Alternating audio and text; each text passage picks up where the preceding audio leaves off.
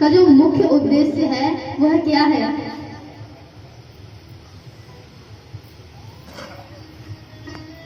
तो श्री सुखदेव जी महाराज ने परीक्षित जी से कहा कि जिस व्यक्ति की मृत्यु निकट आ गई हो, यदि वह व्यक्ति श्रीमद् भागवत का आश्रय ले तो उसके जीवन के जितने भी पाप हैं ना, कितने भी पाप किए हैं, तो सारे पाप कट जाएंगे। और इसीलिए तो कलयुग के जितने भी प्राणी हैं, पता तो किसी को भी नहीं रहती कि हमारी मृत्यु कब होने वाली है, लेकिन परीक्षित जी को पता चल गई थी क्योंकि उन्हें श्राप मिला हुआ था। जैसे परीक्षित को पता चली कि 7वें दिन हमें मरना है, अब सब कुछ राज्यपाट सब कुछ सौंप करके अपने पुत्र को वन की तरफ दौड़े। अनेक संत महात्माओं से पूछा कि 7 दिन में मरने वाले व्यक्ति को क्या करना चाहिए, लेकिन कहीं से भी उन्हें समुचित उत्तर नहीं मिला। सामने से श्री सुखदेव जी महाराज आ रहे थे।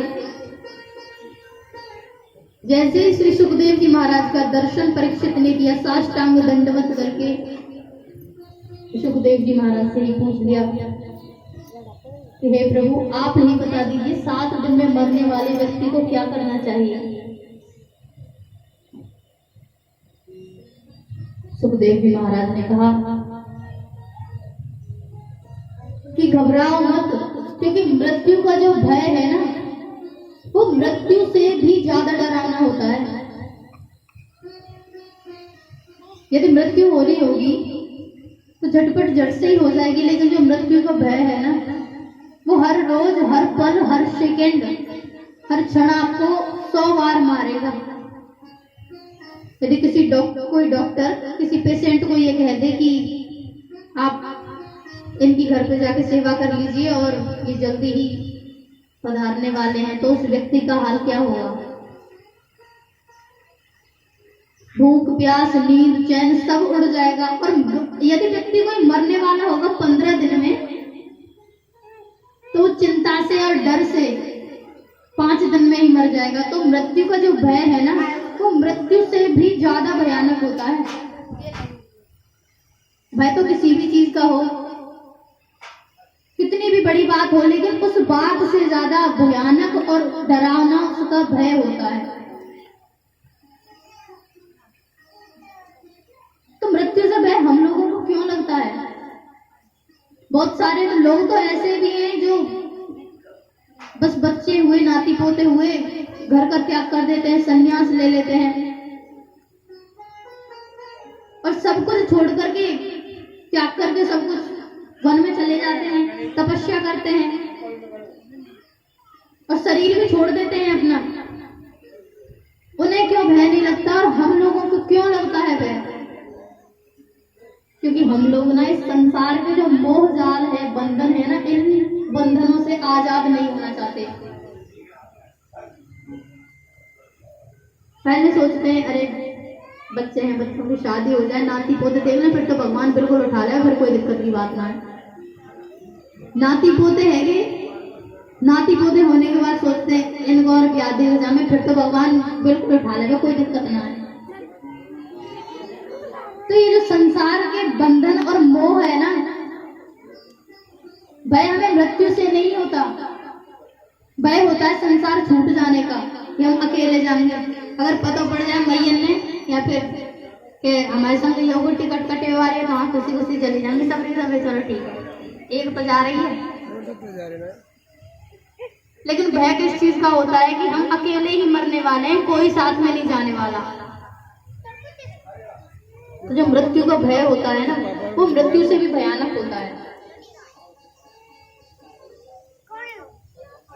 जब हम मरते हैं तब भी सोते हैं, जो मौत होती है उसको चिरनिद्रा कहा जाता है, और जब हम सोते हैं तब भी हम सोते ही हैं,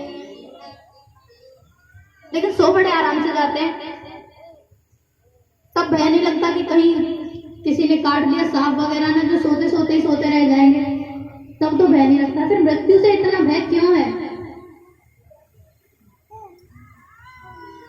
ये भय मरने का नहीं है, छूटने का है। क्योंकि यदि जब हम सोएंगे तो सुबह जागने के बाद घर मिल जाएगा, परिवार मिल जाएगा, बीवी बच्चे सब मिल जाएंगे, लेकिन एक बार यदि मरे, जो कुछ छूटा, तो मृत्यु के बाद फिर कुछ मिलने वाला नहीं है। घर छूट जाएगा, व्यापार छूट जाएगा, बच्चे पत्नी सब। तो मरने का डर किसी को नहीं है, छूटने का डर है। और जो पहले से ही सब कुछ छोड़े बैठे हैं, उनका क्या? महात्माओं को किसी बात का भय नहीं होता, किसी चीज का, क्योंकि सब कुछ वो त्याग ही कर चुके हैं पहले। घर नहीं, जमीन नहीं, नाती पोते बच्चे भी कुछ है ही नहीं। भगवान जब उठाए तब उठा ले, कोई दिक्कत की बात ही नहीं है। इस कहानी को एक छोटे से दृष्टांत से समझते हैं कि एक राज्य था। उस राज्य का नियम था कि उस राज्य में जो भी राजा बनता था वह 5 वर्ष के लिए बनता था। 5 साल के बाद उस राजा को ले जा करके एक नदी थी, उसके पार जंगल था, उस जंगल में छोड़ के आया जाया था। तो उस जंगल में इतने भयानक जीव जंतु पशु पक्षी रहते थे कि वो मार करके खा जाते, नरभक्षी थे। तो ऐसे ही एक राजा का कार्यकाल पूरा हुआ और राजा को ले जाया गया, वन में छोड़ दिया गया, जंगल में। और राजा बड़ा रोता हुआ गया। लेकिन उस राज्य का एक और नियम था कि जब हम राजा को छोड़ने जाएंगे, सामने से जो भी व्यक्ति हमें दिखाई देगा ना, चाहे कोई भी हो, जो भी व्यक्ति हमें सामने से दिखाई देगा, पहला व्यक्ति, 5 साल का राजा होता था, उसको जब जंगल में छोड़ के आएंगे ना, तो सामने से जो भी पहला व्यक्ति दिखेगा, चाहे वो कोई भी हो, वृद्ध हो, 18 से कम एज का ना हो, बस इतना था, उसी को पकड़ करके जबरदस्ती राजा बना दिया जाएगा। और सामने से आ रहे थे एक महात्मा, कुछ था नहीं, हाथ में एक लकड़ी थी, फटे से वस्त्र थे। मंत्रिमंडल पकड़ ले गए महल में और महात्मा से कहने लगे कि आपको राजा बनना पड़ेगा। महात्मा ने कहा कि भैया हम तो सब कुछ छोड़े बैठे हैं, हमें राजा बनाएंगे? भाई हम इस मोह जाल में नहीं पड़ना चाहते। मंत्रिमंडल ने कहा आप पहले व्यक्ति थे जो हमें दिखाई दिया, आपको राजा तो बनना पड़ेगा। अच्छा ऐसी बात है, ठीक है भाई फिर बना दो। बड़ा भव्य स्वागत किया गया, राजपाट सब सत्तागार जब महाराज बन गए वो मोबाइल है आराम से परेशान नहीं जाना। तो संत ने पूछा कि अब हम राजा बन गए ना, कि हाँ, तब तो तुम हमारी सारी बातें मानोगे? कि बिल्कुल मानेंगे। तो महात्मा ने कहा कि जो नदी के पार का जंगल है, उस सारे के सारे जंगल को काट डालो, जितना भी जंगल है सबको काट दो। तो उसके जो नदी के पास का जो जंगल था उसको साफ कर दिया गया, उसमें जितने भी जीव जंतु पशु पक्षी जानवर थे, कुछ को चिड़ियाघर में भेज दिया, कुछ ऊपर पहुंचा दिए गए, कुछ जो कुछ थे उनका शिकार कर दिया गया।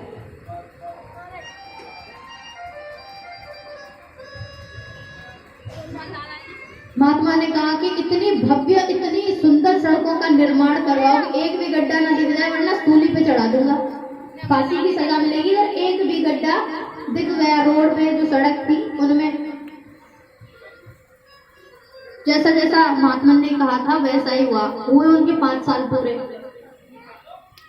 और नियम तो ये था ना कि नदी के पार जो जंगल था उसमें छोड़ के आया करते थे 5 साल का जो भी राजा बनता था उसको। अब महात्मा ने तो इतनी चालाकी की कि वो जंगल ही साफ करवा दिया, पशु पक्षी थे सब जू और पता नहीं कहाँ कहाँ, अब छोड़ा जाए तो कहाँ। 5 साल पूरे हुए, मंत्रिमंडल से कहने लगे कि बताओ भाई कहाँ जाना है। मंत्रिमंडल कहने लगे कि महाराज आपने तो इतना चमत्कार कर दिया है कि इधर से ज्यादा जलवे तो आपके उधर हो गए हैं, हमारे राज्य से ज्यादा सुंदर तो वो जंगल हो गया है जिस जंगल में 5 साल के बाद भेजते थे। अब आप ही सत्ता संभालिए। तो ये जो कहानी है इसका तात्पर्य यह है कि हम लोगों का हाँ ये है कि जीवन हम लोगों को इसलिए दिया गया है, इसलिए नहीं कि भरण पोषण करें, बस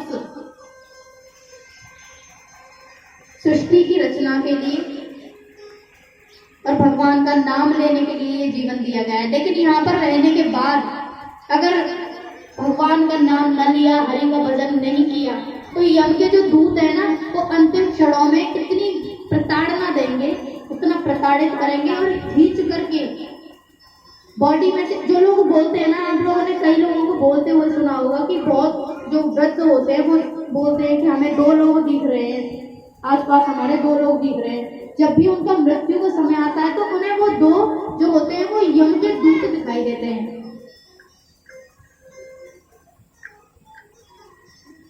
यदि उसके पुण्य होंगे, उसने जीवन में पुण्य किए होंगे, तो उसको वो यम के दूत दिखाई नहीं देंगे, वो फिर भगवान के पार्षद दिखाई देंगे, जिनके साथ में खुशी खुशी इच्छा से ही वह मनुष्य चला जाएगा। लेकिन जिसको वो 2 यम के दूत दिखते हैं,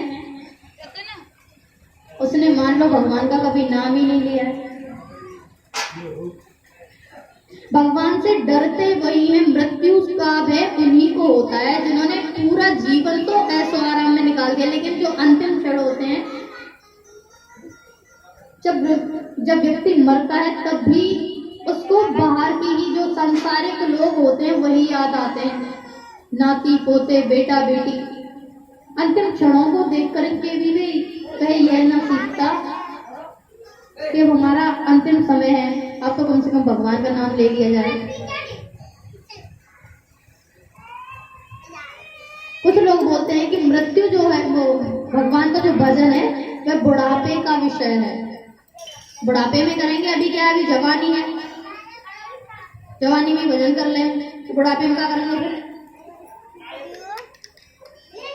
यदि आपने जवानी में भजन स्टार्टिंग से अगर भजन आपने नहीं किया तो हमेशा याद रखना कि व्रत हो जाएंगे ना, तो भगवान की बस क्या कर सकते हैं, पूजा आरती, बस उससे ज्यादा कुछ नहीं कर सकते, क्योंकि मन ही नहीं लगेगा। फिर ये जो मन है ना, वो बोलते हैं ना कि ये मन बड़ा चंचल है और कैसे तेरा वचन करूं। तो ये जो मन है ना, ये इतना चंचल है, मन से ज्यादा तीव्र गति से कुछ भी नहीं चल सकता। आप यहाँ पे बैठे हैं, 1 सेकंड में आपका मन जो पिछले महीने आप शादी में गए थे ना उसमें चला जाएगा। तो मन से ज्यादा तीव्र गति से कोई दौड़ नहीं सकता। तो भगवान का नाम लेने में मन उन्हीं का लगेगा जिन पर भगवान की कृपा होगी। और भगवान की कृपा यदि पानी है तो पहले स्टार्टिंग तो आपको करनी पड़ेगी। आप उसकी तरफ 1 कदम बढ़ाओ, वो आपकी तरफ 2 पग रख के आएगा, लेकिन स्टार्टिंग तो आपको करनी ही पड़ेगी।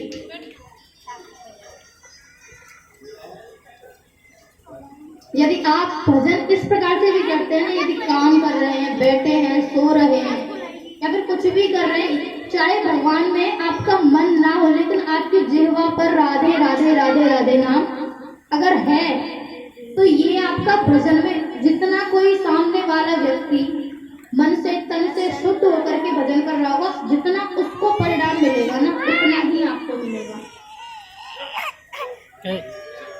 तो बहुत से लोग बोलते हैं कि मृत्यु जो भगवान का भजन है वह बुढ़ापे का विषय है। बुढ़ापे का विषय कैसे है?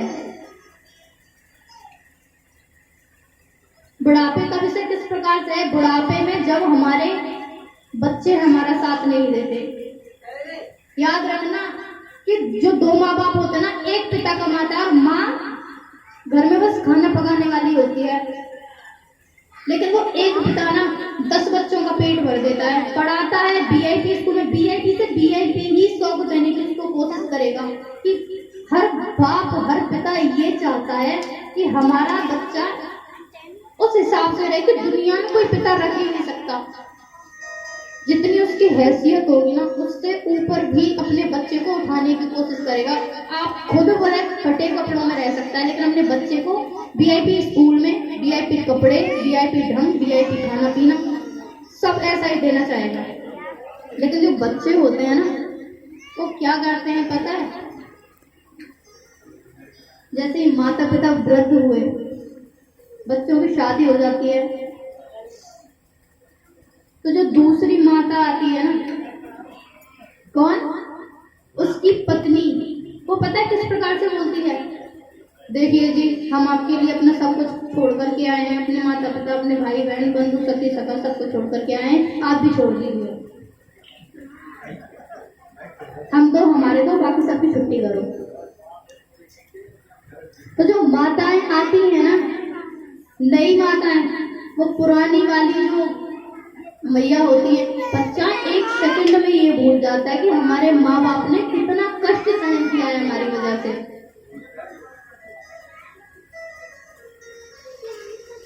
ऐसा कोई भी नहीं, यहाँ पे जितने भी इस प्रांगण में उपस्थित है ना, उनमें से ऐसा कोई भी नहीं होगा, ना कोई माता होगी, ना कोई पिता होंगे ऐसे जिन्होंने अपने जीवन में कष्ट ना सहन किया हो, किसी ना किसी प्रकार का शरीर से। कभी किसी का बच्चा बीमार रहा है, कभी किसी को फाइनेंशियली कंडीशन, आर्थिक स्थिति, प्रॉब्लम सभी को फेस करनी पड़ी थी। लेकिन बच्चे अब क्या कर रहे हैं? बच्चे लास्ट में बोलते हैं कि करो ही का है तुमने ऐसा क्या कर दिया, हम कहा जो औरन के मुँह माफ ना करें, सब तुमने बुरी काम करो जो औरन के माँ बाप करते हैं। जन्म दे दियो तो कोई बड़ो काम कर दियो है।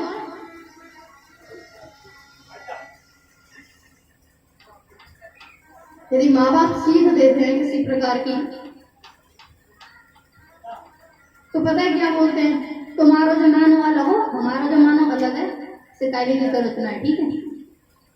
कि बोलने की बात है, इस प्रकार से बिहेव करते हैं माँ बाप से।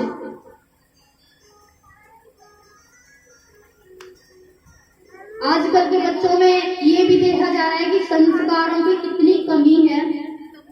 संस्कार तो बच्चों में है ही नहीं, और ये कहीं और नहीं, बस सनातन धर्म में, हिंदू धर्म में ही है ये सब कुछ जो भी है। किसी मुस्लिम का बच्चा जा रहा हो, आप उसको रोक करके कुरान का आयत का एक चैप्टर पूछ लेना, पूरा पढ़ के सुना के जाएगा। मात्र 5 साल का बच्चा, 5 साल के बच्चों को देखना कि मस्जिद में से व्हाइट कलर की, सफेद कलर की टोपियां लगा करके बाहर निकलते हैं। और हमारे सनातनियों को जो तिलक है हमारा, उससे लगाने में भी इतनी लज्जा आती है। बोलते हैं तिलकधारी क्या है वो, कोई अरे बड़ो बनो वो फिर रहा भगत, बहुत बड़ा पुजारी है वो है। तो ये जो संस्कारों की कमी है ना, ये माँ बाप की ही वजह से होती है। क्योंकि माता को, ऐसी कोई भी माता नहीं है आज की, ऐसी कोई भी एजुकेटेड लड़की नहीं है, स्त्री नहीं है, जिसे ये ना पता हो कि राम और कृष्ण कौन है। ज्यादा कुछ नहीं कर सकते, घर पे बैठे हो तो कम से कम अपने बच्चों को इतना ही बताओ कि राम कौन है, कृष्ण कौन है, और इन्होंने हमारे लिए क्या क्या किया है। लेकिन आजकल की माता पता है क्या बोलना सिखाती है? ये क्या है? Nosy, I, shut up, keep quiet, silent, come here, ready, down, up story, ये सब बोलना सिखाती हैं। यदि इनकी जगह पे, इन्हें तो बच्चे स्कूल में भी सीख रहा है, लेकिन आप यदि उन्हें ये बताएं कि राम कौन थे और राम को मर्यादा पुरुषोत्तम क्यों कहा जाता है, राम ने अपने पिता के वचन को सिद्ध करने के लिए कितने वर्ष का वनवास प्राप्त किया था, कृष्ण का जन्म कहाँ हुआ था, पालन पोषण कहाँ हुआ, कृष्ण की शादी जिससे हुई, दुनिया वालों के सामने वह उनकी पत्नी ही नहीं है। भगवान श्री कृष्ण का राधा रानी से विवाह हुआ है, ब्रह्म वैवर्त पुराण में लिखा हुआ है।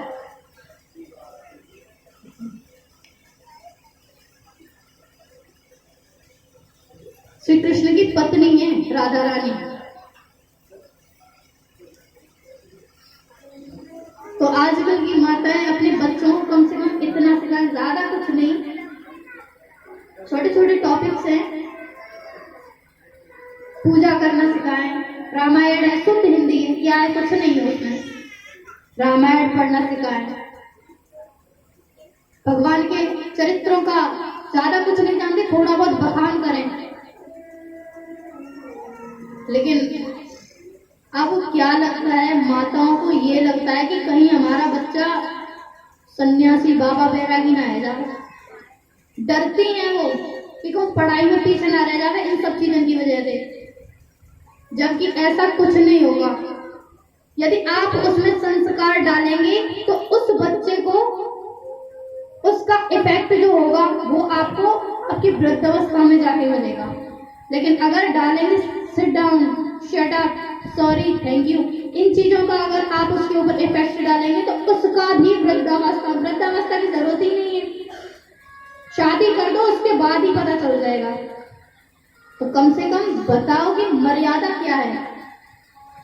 माताएं बहनें बच्चियों को बताती हैं, जिस प्रकार से बच्चियों को समझाती है ना, बेटा घर से बाहर निकलना ठीक नहीं होता, इस प्रकार से मत बैठो, सहूलियत से बैठो, बाहर जब भी निकलो तो चुन्नी वगैरह लत्ती वगैरह डाल के निकलो, किसी से ज्यादा बोलो मत, हंसो मत, कहीं बाहर मत जाओ। जिस प्रकार से माताएं अपनी बेटियों को समझाती हैं, उसी प्रकार से अगर बेटों को समझाए ना कि रामायण पढ़ो, दूसरे की बहन बेटियों की इज्जत करो।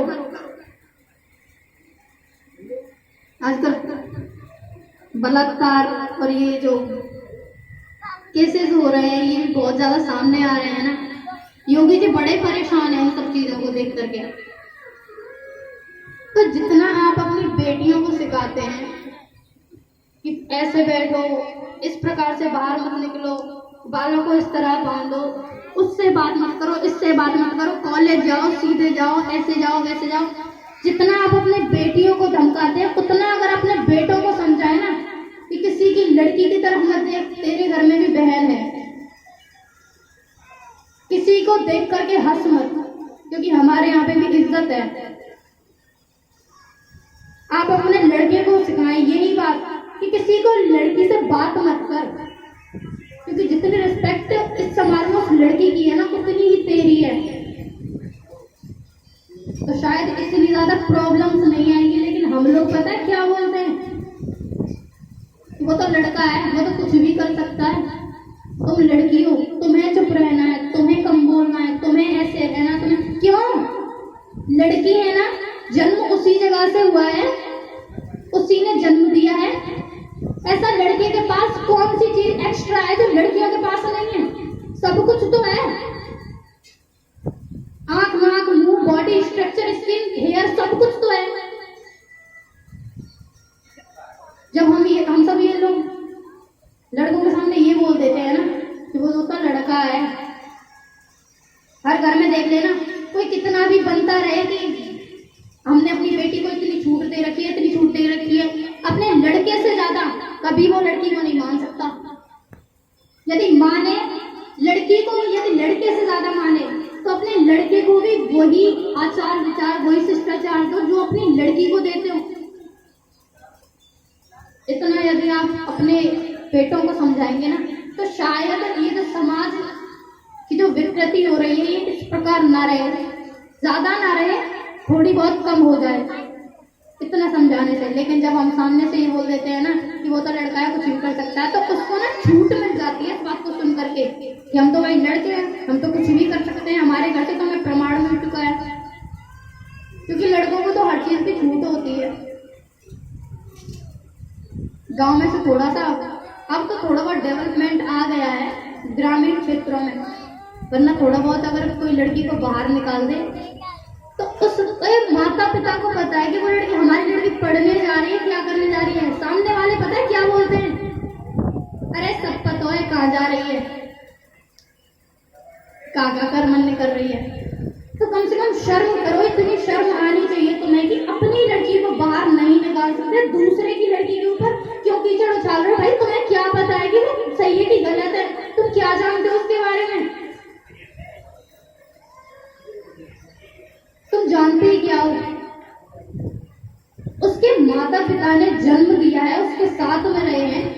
18 साल की लड़की तो खैर ज्यादा बाहर निकल नहीं सकती, क्योंकि कॉलेज वगैरह जाते हैं तभी तो निकलती है। तो जब उसके माता पिता उसे नहीं जान पाए, उसके भाई बहन उसे नहीं जान पाए कि हमारी बेटी, हमारी लड़की किस टाइप की लड़की है, तो आप कहाँ से जान गए? आप तो पड़ोसी हो। तो ये जो लोग टिप्पणियां करते हैं ना अनेकों प्रकार की, उन्हें बता दो कि उनके लिए ना भगवान ने अलग से व्यवस्था कर रखी है, रोक न रखी। उसमें ना एक तांबे की जो जमीन है ना, उसको जला दिया जाता है, एकदम लाल कर दी जाती है जला के। और जब व्यक्ति मर जाता है तो उसकी आत्मा को ना उसी पे पटका जाता है। जितनी बार आपके मुंह से शब्द निकलते हैं ना, ये ब्याज अलग अलग के जितने दिन निकल रहे हैं, जितने पल निकल रहे हैं, उतने पलों की, उतने दिनों के ब्याज लग के ना आपको उतने सालों तक वहां पे पड़ा रहना पड़ेगा। और लड़कियों के लिए भी ये बात है कि जब माँ बाप आपको छूट दे रहे हैं, आपके ऊपर इतना ट्रस्ट कर रहे हैं, विश्वास कर रहे हैं, तो कम से कम उनके विश्वास को बनाए रखो, क्योंकि वो दुनिया से लड़के तुम्हें पढ़ा रहे हैं बाहर कि हमारी, क्या तुम उन्हें कमा के दे दोगी? कभी तुम्हारी कमाई खाएंगे क्या कि लाइफ टाइम तक तुम उनके पास में पड़ी रहोगी? लेकिन वो क्यों कर रहे हैं ऐसा? कि तुम्हारी जो लाइफ है वो सिक्योर हो सके, अपने पैरों पे खड़ी हो सको। यदि फ्यूचर में जाके कभी प्रॉब्लम आती है तो उसको खुद से फेस कर सको, इस वजह से। लेकिन वही लड़कियां जब इस आजादी का नाजायज फायदा उठाती हैं और बाहर से कहीं माँ बाप को पता चलती है ना, तो वो जिंदे तो रहते हैं लेकिन मर चुके होते हैं। जब बाप को, माताएं तो एक बार के लिए दबा भी लेती हैं इन बातों को, कोई दिक्कत ना है, बाप है ना पता पड़ जाए, नहीं बहुत परेशानी जा गई। लेकिन जब पिता को इन सब बातों का पता चलता है ना, बाप की लाडली बेटी होती है और माँ का लाडला बेटा होता है। लेकिन जब अगर लड़की की बात पता चलती है ना, तो पापा चप्पल जूतों से पीटते हैं। लेकिन जब लड़की की बात पता चलती है ना, तो उसको डांट भी नहीं सकते, धमका भी नहीं सकते, क्या करें उससे, इतनी बेशर्म है। जब उसको खुद ये नहीं पता कि वो क्या कर रही है। इतनी अच्छी जो बाप ने संस्कार दिए थे, इतनी अच्छी आजादी दी है, फैसिलिटी दी है, बाहर निकलने का तुम्हें अपॉर्चुनिटी प्राप्त हुई है, तो तुम उसका वेस्ट में क्यों फायदा उठाओ? जिस काम के लिए भेजा जा रहा है उस काम के लिए जाओ। बड़ा बुरा लगता है, बहुत बुरा लगता है। कोई एक्सप्लेन नहीं कर सकता, बता नहीं सकता कि कितना बुरा लगता है। तो यदि आप इस प्रकार से अपने बच्चों को मर्यादा में रहना सिखाएंगे ना, तो ये अपहरण, इनकी कोई समस्या सामने आएगी नहीं। लड़कियां कॉलेज जाती हैं, बोल करके कि कॉलेज जा रहे हैं, बाहर घूम रही हैं बाइक्स पर बैठ बैठ के, पता नहीं किस किसके पीछे। तो ठीक है क्या? यही बात तुम्हें तब समझ आएगी जब तुम खुद गार्जियंस बनोगे, खुद पेरेंट्स बनोगे ना, खुद किसी बच्चे की माँ बनोगे, खुद किसी बच्चे के बाप बनोगे ना, उस टाइम तुम्हें ये सब फील होगा कि कैसा लगता है माँ बाप को।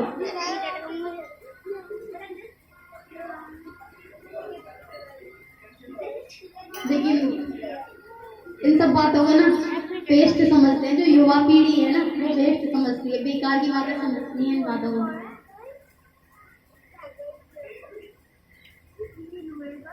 तो जब सुखदेव जी परीक्षित जी को कथा सुना रहे थे, तो वहां पर देवता बड़ा भारी अमृत का कलश लेकर के प्रकट हुए। सुधा कुंभम गहेत्वैव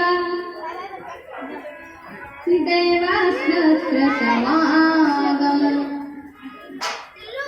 जिस समय देवता अमृत का कलश लेकर के प्रकट हुए, तो बड़े बड़े परमार्थ की भाषा बोलने लगे कि अरे, श्री सुखदेव जी महाराज से कहने लगे, महाराज जब हमें यह पता चला कि परीक्षित जी को श्राप लगा है और 7 दिन में उनकी मृत्यु होने वाली है, तो हमसे तो रहा नहीं गया,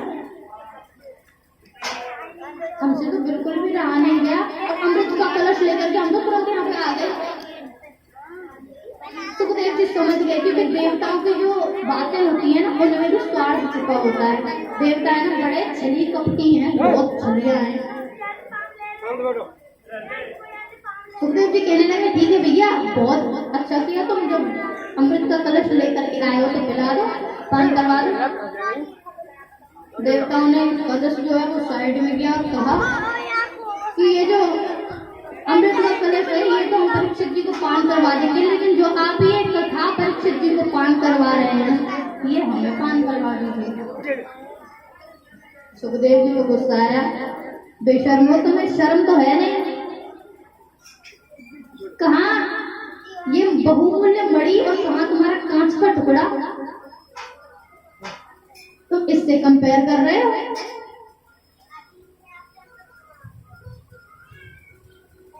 ये जो श्रीमद् भागवत कथा है ना जैसे हम लोग सुन रहे हैं, ये देवता को भी अत्यंत दुर्लभ थी, बहुत भाग्यशाली, बहुत भाग्यवान, कितने पुण्य किए हैं हम लोगों ने जो कथा आप श्रवण कर रहे हैं।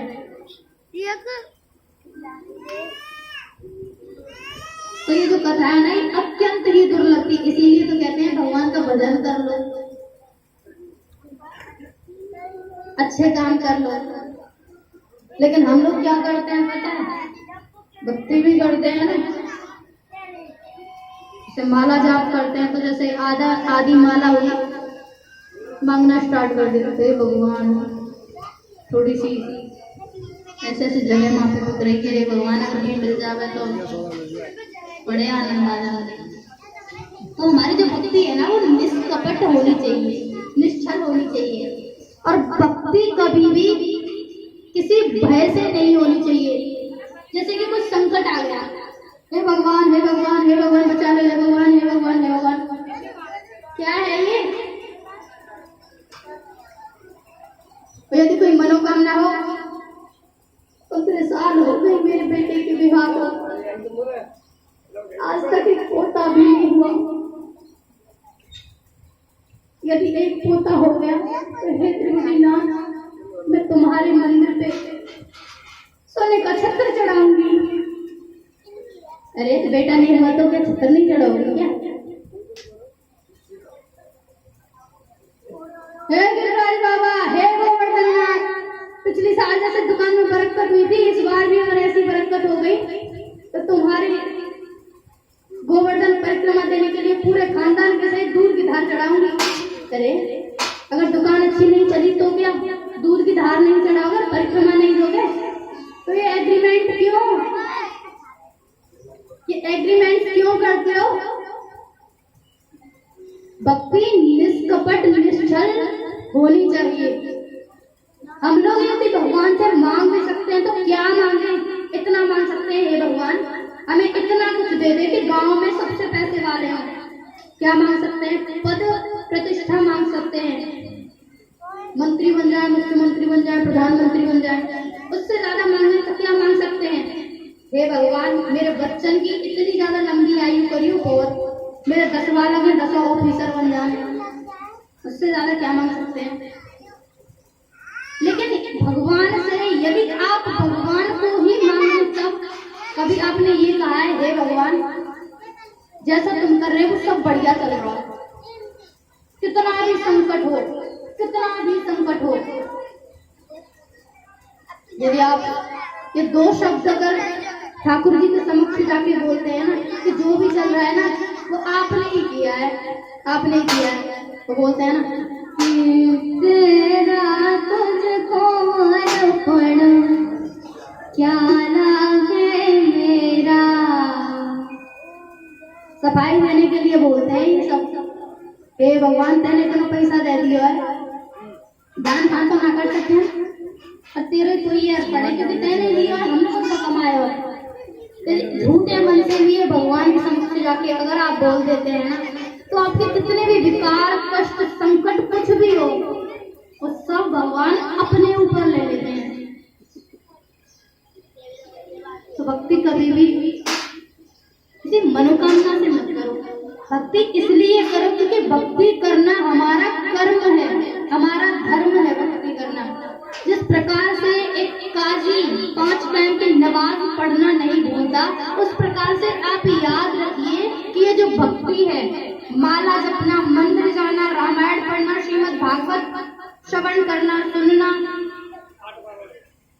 गीता पढ़ना, ये हम भगवान के ऊपर कोई एहसान नहीं कर रहे, हम ये इसलिए कर रहे हैं क्योंकि इन्हें करना हमारा धर्म है।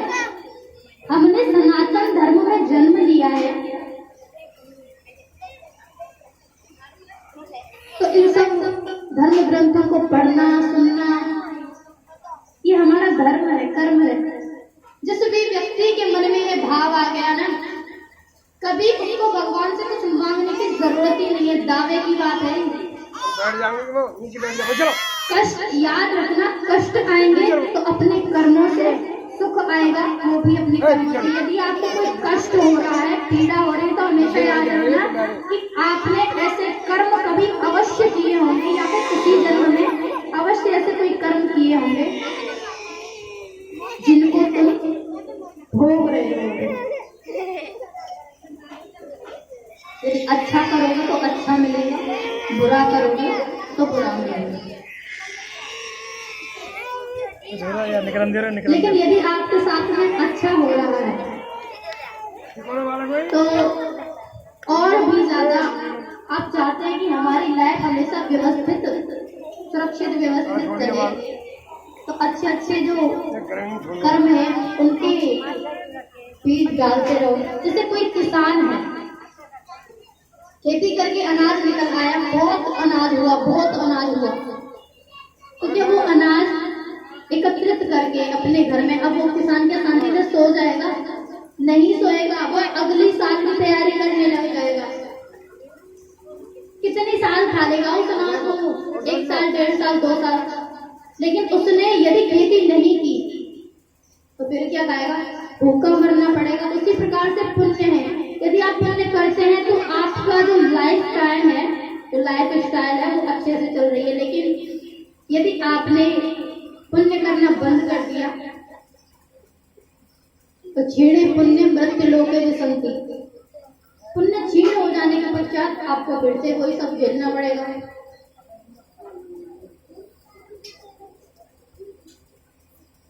तो एक बार नारद जी भ्रमण कर रहे थे विशालापुरी में। सनकादि थे ब्रह्मदेव के 4 पुत्र, सनक, सनातन, सनंदन, सनत कुमार। नारद जी को आते हुए देखा तो नारद जी ने प्रणाम किया। भाई भाई नहीं, ब्रह्मदेव के 10 पुत्र थे, तो भाई हैं। सनकादियों ने पूछ लिया कि नारद, तो तुम्हारे फेस पे इतनी, तुम्हारे चेहरे पे इतनी चिंता क्या?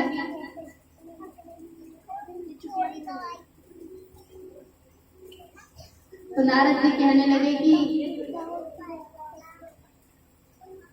मैं मृत्यु लोक को सर्वोच्च लोक समझ करके आया था, यहाँ पर मैंने भ्रमण किया,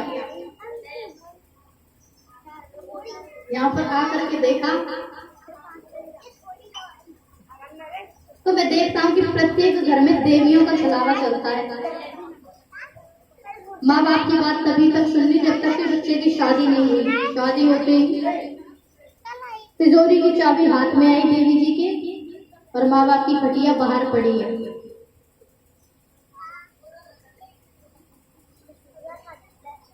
यदि कोई सलाह मशवरा लेना हो, कोई जमीन जायदाद खरीद रहे हैं या कुछ भी कर रहे हैं, कोई बड़ा अनुष्ठान कर रहे हैं, तो उसमें माँ बाप से पूछने की जरूरत नहीं है। साले साहब से मशवरा लिया जाता है, साले साहब को बुलाया जाता है, ससुर जी से पूछते हैं। तो मेरे मन को शांति नहीं मिली। यहाँ पर आके फिर मैं और भ्रमण करता रहा। मैंने देखा कि यहाँ पर जो भी जितने बड़े संत हैं, जिनके एसी बंगले और वीआईपी गाड़ियों में जो संत चलते हैं, उनका यहाँ पे नाम है कि बहुत बड़े संत हैं। लेकिन जो इंद्रियों से भी विरक्त हो चुके हैं, उनका नाम ही नहीं। जो सच में साधु संत हैं, उनका नाम नहीं है। और जिनके वीआईपी कोठी बंगले हैं, उनका नाम संतों में लिया जाता है। फिर भी मेरे मन को शांति नहीं पड़ी। नारद जी चुप हो गए एकदम से। सनकादियों ने पूछ लिया कि नारद, अब क्या हुआ? तुम्हें अब किस बात की चिंता है? क्या बात है? तुम तो इतने कृपण हो कि तुमने आज तक अपने लिए एक कुटिया भी नहीं बनाई। तुम्हारा मुख तो कुछ इस प्रकार का लग रहा है जैसे किसी धनवान व्यक्ति का धन चला गया हो। क्या बात है? और हम संतों के पास तो कोई धन होता नहीं है। हम संतों का धन तो श्री राधा रानी है ना। और संकादियों ने कहा सब कुछ भूल जाओ और बोलो जय जय श्री राधे, जय जय